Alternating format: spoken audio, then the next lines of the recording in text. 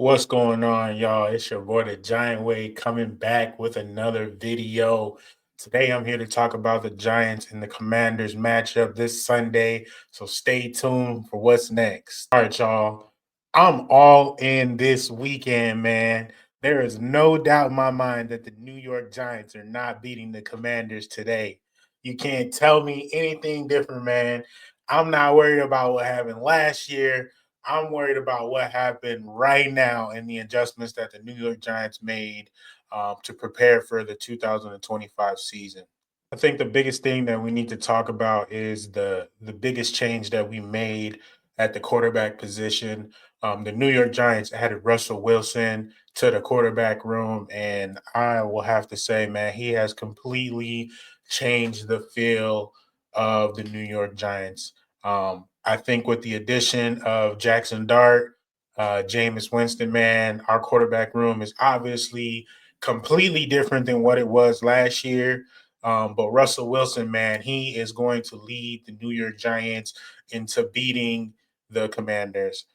First things first, man, the biggest thing for me in seeing Russell Wilson just command the offense is him just taking the accountability to be a professional, show all the guys the right way on how to build a team and build that team confidence.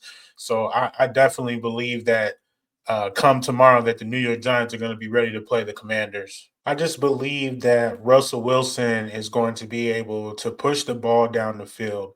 I think a lot of times Dave's has really shown that he has always wanted to push the ball down the field, but because of Daniel Jones not being able to just pull the trigger, that just wasn't happening. Last year our offensive line wasn't that good. We were good until Andrew Thomas went down. But even then, when Daniel had time to throw the ball, his thing was the guy has to be open. The anticipation wasn't there. And now we all know with Russell Wilson that he has great anticipation with that moon ball. So I just believe that, we're going to push the ball down the field, man. There's going to be a lot more shots. I believe we're going to come in just throwing shots down the field, guys. I honestly believe that we'll probably take at least 6 shots down the field. Obviously, with us taking more shots down the field, that gives the opportunity for us to make shorter drives, and we're getting bigger plays and bigger chunks. I honestly believe that we are going to see Malik Neighbors shine.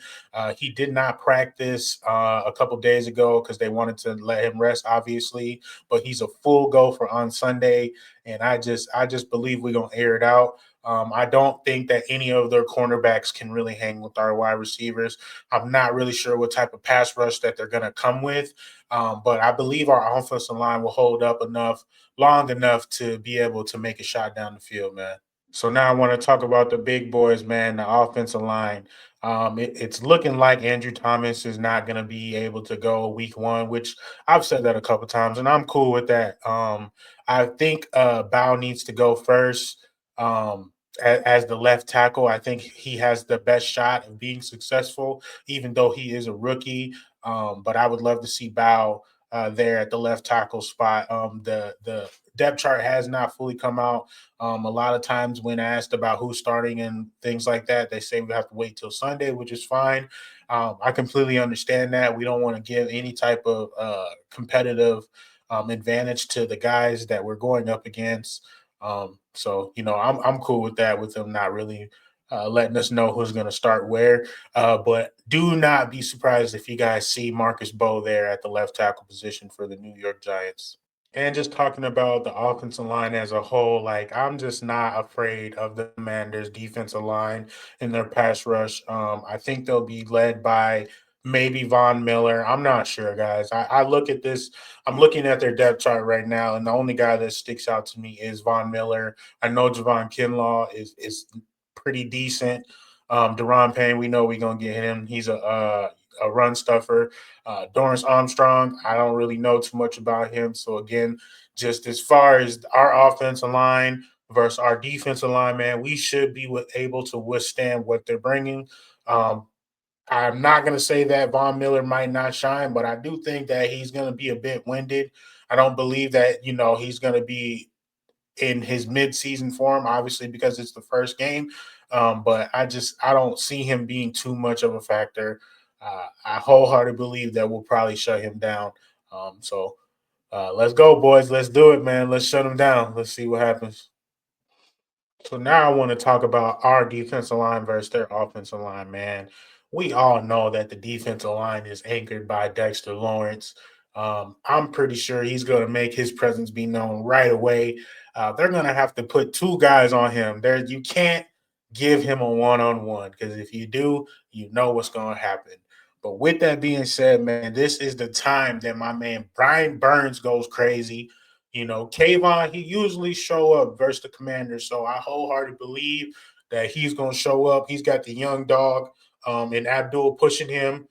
This is a contract year for Kayvon, so Kayvon's got to go, man. He has no time to waste. We've all seen the videos of him on social media doing this thing, but now, man, it's time to put the talking away, and it's time to show up, man. I'm cheering for Kayvon, man. I hope he goes crazy tomorrow, but we gonna see, man. But versus they offensive line, man, there's not really too much that they added. I know they added Tunsil, and I know they added another guy that I cannot remember.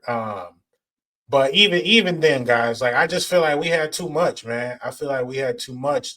My man Abdul, he's going to be chasing after him. I think that we're going to see him in a lot of ways that we did not see in the preseason, obviously because we didn't want to give it away. But I think the utility usage for him is going to be crazy. I hope Bowen can really just dial in because we have a lot of talent on this team, man, and there's just no way that we should just be allowing teams to do whatever they want to us. We should be dictating their play from what we're doing to them. So hopefully he can instill that type of game plan where we're just attacking and we're not letting up, man. We cannot let Jayden Daniels sit back there. We gotta get after him, man. We cannot let him sit back there because if we do, with our new secondary, I'm not really sure what we have. I think that Terry McLaurin is obviously a player. Deebo, I think the way that they will use him will be more or less screens, a lot of things behind the scrimmage, handoffs, reverse, things like that. Debo's, we know he is like we know what he do. When he got the ball in his hands, he's a problem. But as far as running routes and stuff like that, he does not scare me one bit. But in our new secondary, we have a Deebo leading us for our cornerback one. Um, it has not been officially stated that Cordell Flott is the number two starting this Sunday, but a lot of people perceive that that will be the case.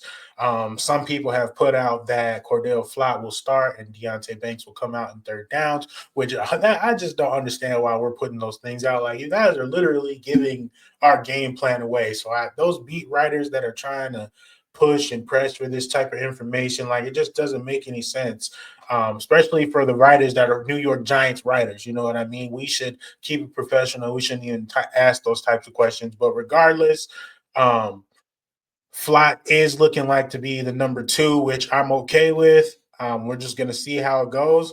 Um, and hopefully, he can earn the spot. If not, when Banks come in, we'll see what he does with his reps. But we'll see if this is an issue after this game. If the Giants decide to address it, I think they did. Fix some cap for my man Andrew Thomas. So we'll see. We'll see what happens there. I think that's just trying to set something up later in the future, but we'll see what happens on Sunday. Hopefully, these guys can do it. I believe that they can handle this. These guys, man, our pass rush should be able to disrupt Jayden Daniels. So they shouldn't be able to just be sitting back there and taking big chunks on us, man. The New York Giants defense will be pretty good this year. So just talking just a little bit more about the Commanders offense. They have made some upgrades to their offensive line. Like I said, they did pick up Tunsil. Um, Jayden Daniels, he's on his sophomore season, man. He's looking to build on upon what he did last year, but this time I think it's going to be different, man. I think it's always different when teams have film on you, and specifically the Giants as a division rival. We're able to look at things differently and see how other teams played him and just how we played him last year and what he did versus us. So I think that we're going to have a really, really good plan as for Jayden Daniels as far as keeping him in the pocket. One of the biggest changes in the Commanders' offense was what happened to the running back room. They traded Robinson to the 49ers, and now Eckler is presumed to be the starting running back. I'm all for this just because, Eckler, he's a good guy, but he's not some guy that's just going to tear you apart. So, again, I don't believe that the Commanders will have too much of a run game versus us. They do have a new rookie up and coming. I don't know exactly his name. I can't remember, but I do know who he is when I see him. So I'll definitely be watching out for him. But other than that, man, their run game does not scare me at all. All right, man. So now I just want to talk about how I believe we're really going to win the game. First things first, man, we got to be able to control the clock. We have to be able to sustain drives. If we're not getting yardage in huge chunk plays, we need to be converting these third downs, man. That was an issue last year for us. We did not convert a lot of third downs. And the other part of it is, man, we gotta switch it up, man. Kafka, we can't go to Wandale every single third down, bro. We got to switch it up. So I'm really, really curious to see what we do on third downs. I hope it's not the same thing as it was last year, man, because we became way too predictable on third downs. So then the other thing I want to talk about is just also, we need to pressure Jayden Daniels early, man. The Redskins don't have a high power defensive line like us, so we should be able to get on him early, create plays, make him take chances, and give us more opportunities to create turnovers, man. I think the other thing that the New York Giants have to do is just completely exploit their secondary. They got Marcus Lattimore. That's the only guy I can name over there, man. I really don't know too much about their secondary. Um, so I think regardless of who it is back there, they don't match up with Malik Neighbors. They don't match up with Darius Slayton. They can't stick with Wandale, and for damn sure they can't keep up with Hyatt if he's in the game.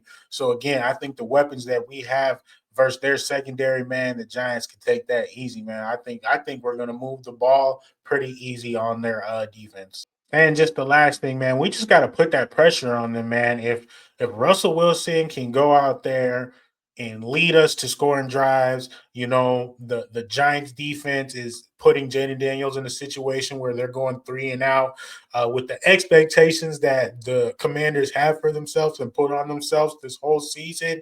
I think there will be a shift in the pressure being put on the Commanders to win this game if the Giants are going out and looking like an actual competent team, man. That's just the difference in the New York Giants this year, man. Like I feel confident in us going out and scoring points and being able to stop other teams, man. This preseason, we had 30 plus 30 plus points per game, man. That's unheard of for us these past 6, 7 years, man. So just based off that, I'm optimistic that our offense is high powered. We were able to move the ball on all levels, no matter who was playing for us this preseason. So I think the Giants are going to have a dynamic offense this season, fellas. We're going to be a force to be reckoned with, man. All right, so there's just five things that I really want us to watch for, man.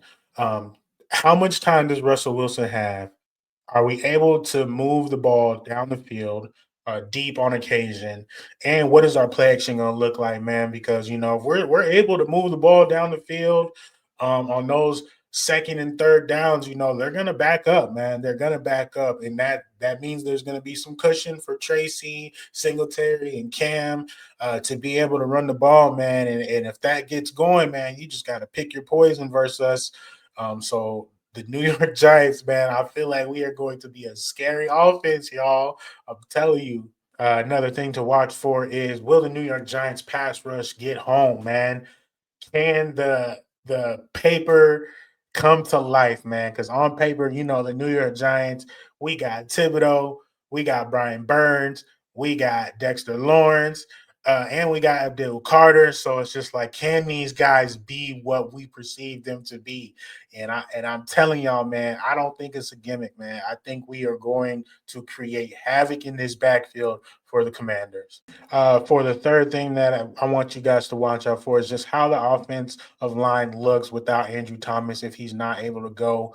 I really want to see how we look as a unit trying to run the ball. Like I said, I believe our pass rush is going to be okay, guys. I feel like we're going to be able to withstand their pass rush, but as far as our run game, man, that's where I'm a little worried, just because they do have some guys over there that specialize in the run game. So I'm curious to see how JMS looks. I'm curious to see how JVR looks. Um, and the other guy, what's my man Runyon, how they look together as a unit. And if GVR is not looking right, man, when it comes to running the ball, we know what we got in Evan Neal. So does he get a shot if we're not able to get the push off the line that we need? So I want you guys to watch out for that, man. And then the last thing that I'll be watching for is just basically just flop, man, just because our cornerback two position is a very needed position, man. We need to have two solid cornerbacks that can do the job, and hopefully he can earn it, man. I think he's done well this preseason, but if not, the Giants may have to address that after this game. But we will see, man. So let me know what you guys think of Flott after this game. All right, y'all, man. That's it for me. I appreciate y'all rocking with me, man. But for my last statement, man, I just want to say again, this isn't about what they did last year. This is about what we're doing this year. And I feel like the New York Giants have prepared way better this offseason. I think we have had way more better team improvements to our roster than them off this offseason. So I just believe the New York Giants are going to go crazy this season, man. I cannot wait to enjoy this season with you guys, man. So make sure you guys stay tuned this season, man. Until next time, fellas, I'm gone. Once a Giant, always a Giant.